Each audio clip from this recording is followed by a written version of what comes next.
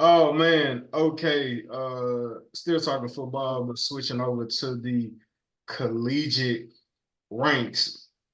Uh Man, this breaks my heart to have to say, but I feel like somebody has to say it because I'm going against my home state. And yeah, and I try not to give Georgia fans too much credit because they are absolutely obnoxious. Um, but yeah, man, as it relates to Texas and Georgia being the game of the week this week, and Georgia being like I want to say 3.5 or 2.5, 3 point underdogs. Um, Texas is not going to win this game. And I just want to put it out there that the reason I think they're not going to win this game is because it's going to come down to Quinn Ewers, and obviously he had the injury early in the season, and then he just came back against Oklahoma. And most Texas fans are looking at that game to be like, oh yeah, like we're a complete team. Our offense struggled, but our defense was able to follow suit and hold it down. And then the offense got it going. When really, it was the run game that really got it going for us, and so on and so forth. So like right now, Texas is feeling like we're riding high off complementary football. Our defense can back up our offense when our offense is struggling, and so on and so forth. I really don't think Texas has really been like punched in the mouth yet to start this season. And I believe the fact that Georgia has already lost to Alabama, they have more at stake. Their backs are against the wall way more than Texas, and they're out for blood. And I think when you factor in that on top of the fact that Quinn Ewers didn't look necessarily great, some people are going to credit that to Russ. Obviously, he was injured. He coming back and he's trying to get back in a rhythm. Somebody been living in Georgia too long, man. Listen, hear me out, dog. Hear me out, bro. Hear me out, bro.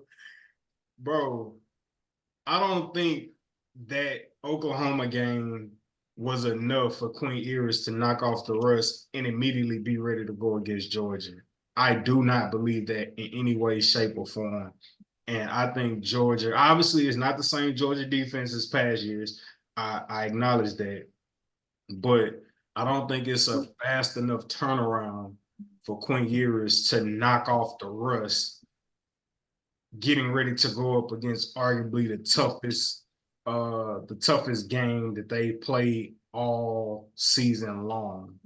Uh and when I think about it, I was like, all right, when Quinn Ewers' back was against the wall and he had to play in the most meaningful game of his career, what did he do?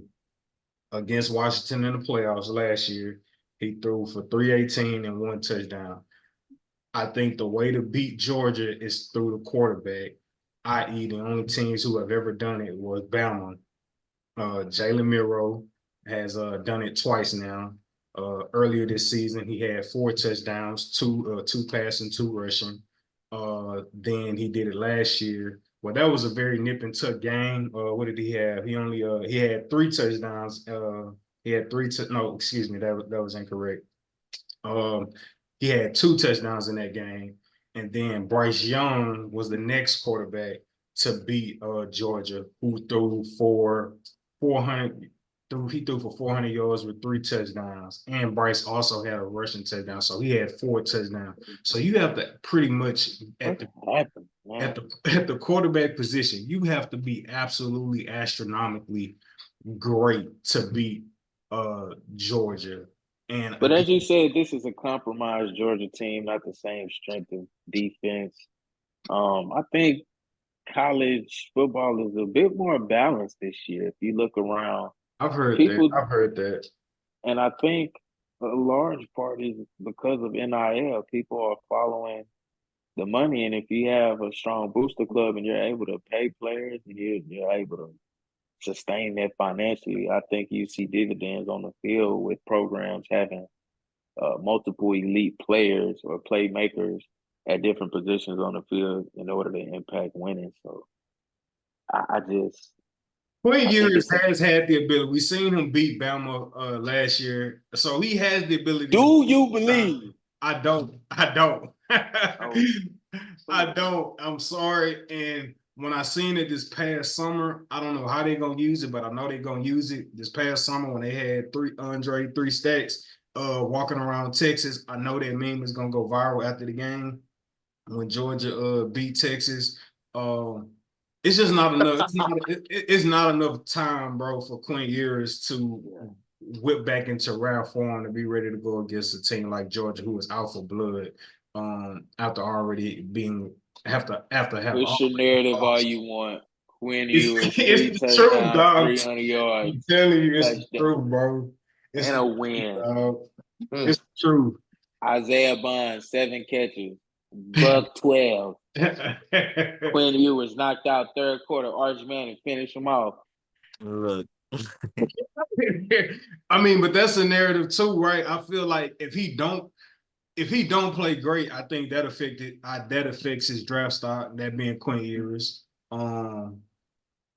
And so yeah, I don't think he's gonna be as great as he needs to beat Bama. Excuse me, to beat Georgia.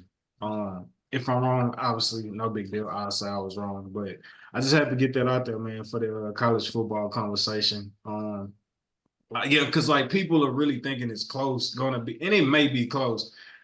I think Quinn Ewers, yeah, they should have brought him back a lot earlier if they could have, as opposed to letting Archie get those reps to like think about the long game and be like, bro, we need you in rare form. I don't think he's gonna be back to his full self 100% going up against Georgia this upcoming Sunday, and I think that's gonna be a big factor. And Georgia being able to pull out the win. But